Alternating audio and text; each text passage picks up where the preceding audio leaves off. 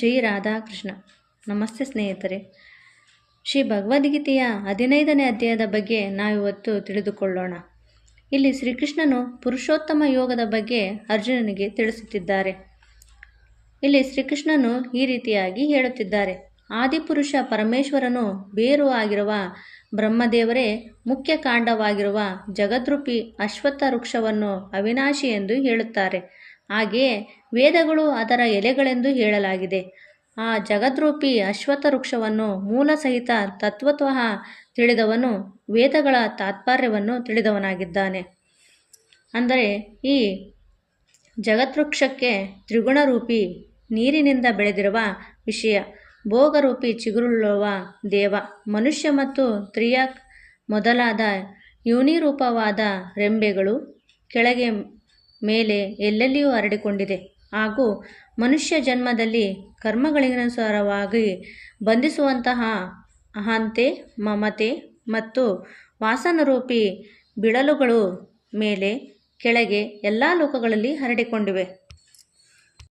ಈ ಸಂಸಾರ ವೃಕ್ಷವು ಸ್ವರೂಪವು ಹೇಗೆ ಹೇಳಲಾಗಿದೆಯೋ ಹಾಗೆ ಇಲ್ಲಿ ವಿಚಾರ ಕಾಲದಲ್ಲಿ ಕಂಡು ಬರುವುದಿಲ್ಲ.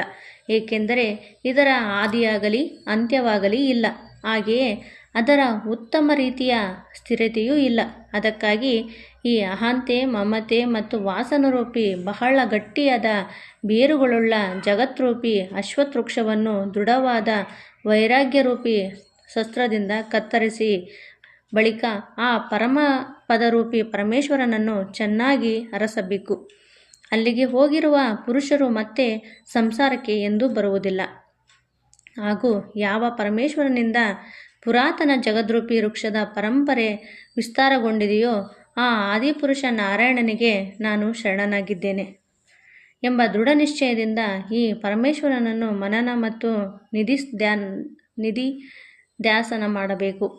ಈ ರೀತಿ ಮಾಡಿದಾಗ ಮನ ದೊಡ್ಡಸ್ತಿಕೆ ಮತ್ತು ಮೋಹ ನಾಶವಾಗಿರುವ ಆಸಕ್ತಿರೂಪಿ ದೋಷವನ್ನು ಜಯಿಸಿದ ಪರಮಾತ್ಮನ ಸ್ವರೂಪದಲ್ಲಿ ನಿತ್ಯ ಸ್ಥಿತಿ ಇರುವ ಹಾಗೆಯೇ ಕಾಮನೆಗಳು ಪೂರ್ಣವಾಗಿ ನಾಶವಾದ ಸುಖ ದುಃಖಗಳೆಂಬ ದ್ವಂದ್ವಗಳಿಂದ ವಿಮುಕ್ತರಾದ ಜ್ಞಾನಿ ಜನರು ಅವಿನಾಶಿ ಪರಮಪದವನ್ನು ಪಡೆಯುತ್ತಾರೆ. ಆ ಸ್ವಯಂ ಪ್ರಕಾಶ ಪರಮಪದವನ್ನು ಸೂರ್ಯನಾಗಲಿ ಚಂದ್ರನಾಗಲಿ ಇಲ್ಲವೇ ಅಗ್ನಿಯು ಪ್ರಕಾಶಿಸಲಾರರು. ಆ ಪರಮಪದವನ್ನು ಪಡೆದ ಮನುಷ್ಯನು ಮರಳಿ ಸಂಸಾರಕ್ಕೆ ಬರುವುದಿಲ್ಲ. ಅದೇ ನನ್ನ ಪರಮಧಾಮವಾಗಿದೆ.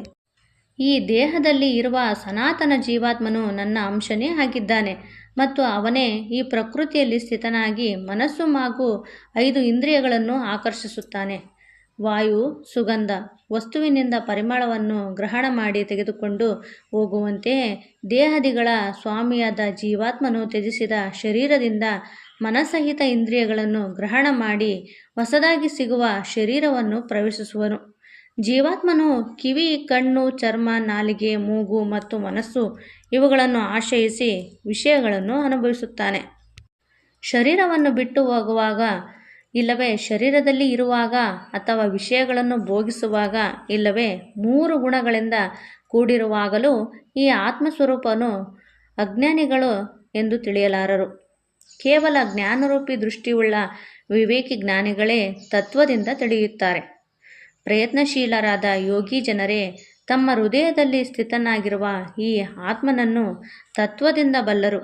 ಆದರೆ ತಮ್ಮ ಅಂತಃಕರಣವನ್ನು ಶುದ್ಧಿ ಮಾಡಿಕೊಳ್ಳದ ಅಜ್ಞಾನಿ ಜನರು ಪ್ರಯತ್ನ ಮಾಡಿದರೂ ಕೂಡ ಈ ಆತ್ಮಸ್ವರೂಪವನ್ನು ತಿಳಿಯಲಾರರು. ಅಂದರೆ ಸಂಪೂರ್ಣ ಜಗತ್ತನ್ನು ಪ್ರಕಾಶಗೊಳಿಸುವ ಸೂರ್ಯನ ತೇಜಸ್ಸು, ಚಂದ್ರನಲ್ಲಿರುವ ತೇಜಸ್ಸು, ಅಗ್ನಿಯಲ್ಲಿರುವ ತೇಜಸ್ಸು ನನ್ನದೇ ತೇಜಸ್ಸು ಎಂದು ನೀನು ತಿಳಿಯಬೇಕು. ಮತ್ತು ನಾನೇ ಪೃಥ್ವಿಯಲ್ಲಿ ಪ್ರವೇಶಿಸಿ ನನ್ನ ಶಕ್ತಿಯಿಂದ ಎಲ್ಲ ಪ್ರಾಣಿಗಳನ್ನು ಧರಿಸುತ್ತೇನೆ ಮತ್ತು ರಸರೂಪಿ ಅಂದರೆ ಅದರ ಅರ್ಥ ಅಮೃತಮಯ ಚಂದ್ರನಾಗಿ ಸಂಪೂರ್ಣ ವನಸ್ಪತಿಗಳನ್ನು ಪೋಷಿಸುತ್ತೇನೆ. ನಾನೇ ಎಲ್ಲ ಪ್ರಾಣಿಗಳ ಶರೀರದಲ್ಲಿ ಸ್ಥಿತನಾಗಿ ಪ್ರಾಣ ಮತ್ತು ಅಪಾನಗಳಿಂದ ಕೂಡಿದ ವೈಶ್ವಾನರ ಅಗ್ನಿರೂಪನಾಗಿ 4 ಪ್ರಕಾರದ ಅನ್ನವನ್ನು ಜೀರ್ಣಗೊಳಿಸುತ್ತೇನೆ.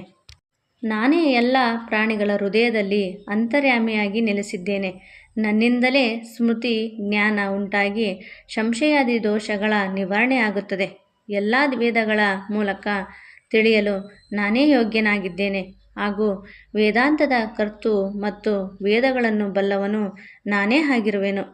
ಇಡೀ ಜಗತ್ತಿನಲ್ಲಿ ನಾಶವಾಗುವ ಮತ್ತು ನಾಶವಾಗದಿರುವ ಎರಡು ಪ್ರಕಾರದ ಪುರುಷರಿದ್ದಾರೆ. ಇದರಲ್ಲಿ ಸಂಪೂರ್ಣ ಭೂತ ಪ್ರಾಣಿಗಳ ಶರೀರಗಳು ನಾಶವಾಗುವುದಂಥದ್ದು ಮತ್ತು ಜೀವಾತ್ಮನು ಅವಿನಾಶಿ ಎಂದು ಹೇಳಲಾಗಿದೆ. ಇವರಿಬ್ಬರಿಗಿಂತ ಉತ್ತಮ ಪುರುಷನಾದರೂ ಬೇರೆಯೇ ಆಗಿದ್ದಾನೆ. ಅವನು 3 ಲೋಕಗಳಲ್ಲಿ ಪ್ರವೇಶ ಮಾಡಿ ಎಲ್ಲರ ಧಾರಣೆ ಪೋಷಣೆ ಮಾಡುತ್ತಾನೆ. ಹಾಗೆಯೇ ಅವನನ್ನು ಅವಿನಾಶಿ ಪರಮೇಶ್ವರ ಮತ್ತು ಪರಮಾತ್ಮ ಎಂದು ಹೇಳಲಾಗಿದೆ. ಏಕೆಂದರೆ ನಾಶವಾಗುವ ಜಡವರ್ಗ ಕ್ಷೇತ್ರಕ್ಕಿಂತ ನಾನು ಸರ್ವರ್ಥ ಅತೀತನಾಗಿದ್ದೇನೆ ಹಾಗೂ ಅವಿನಾಶಿ ಜೀವಾತ್ಮನಿಗಿಂತಲೂ ಉತ್ತಮವಾಗಿದ್ದೇನೆ. ಆದ್ದರಿಂದ ಲೋಕದಲ್ಲಿ ಮತ್ತು ವೇದದಲ್ಲಿಯೂ ಪುರುಷೋತ್ತಮ ಎಂಬ ಹೆಸರಿನಿಂದ ಪ್ರಸಿದ್ಧನಾಗಿದ್ದೇನೆ. ಎಲೆ ಅರ್ಜುನ, ಯಾವ ಜ್ಞಾನಿ ಪುರುಷನು ನನ್ನನ್ನು ಈ ರೀತಿಯಾಗಿ ತತ್ವದಿಂದ ಪುರುಷೋತ್ತಮನೆಂದು ತಿಳಿಯುತ್ತಾನೋ ಆ ಸರ್ವಜ್ಞನಾದವನು ಎಲ್ಲ ವಿಧದಿಂದ ನಿರಂತರವಾಗಿ ವಾಸುದೇವ ಪರಮೇಶ್ವರನಾದ ನನ್ನನ್ನೇ ಭಜಿಸುತ್ತಾರೆ. ಮತ್ತು ನಿಷ್ಪಾಪನಾದ ಅರ್ಜುನ ಕೇಳು, ಹೀಗೆ ಈ ಅತಿಮಯ ರಹಸ್ಯಮಯ ಗೌಪ್ಯವಾದ ಶಾಸ್ತ್ರವನ್ನು ನಾನು ನಿನಗೆ ಹೇಳಿದೆನು. ಇದನ್ನು ತತ್ವಶಃ ತಿಳಿದ ಮನುಷ್ಯನು ಜ್ಞಾನಿಯು ಮತ್ತು ಕರ್ತೃತ್ವದ ಆಗಿರುತ್ತಾನೆ. Thank you.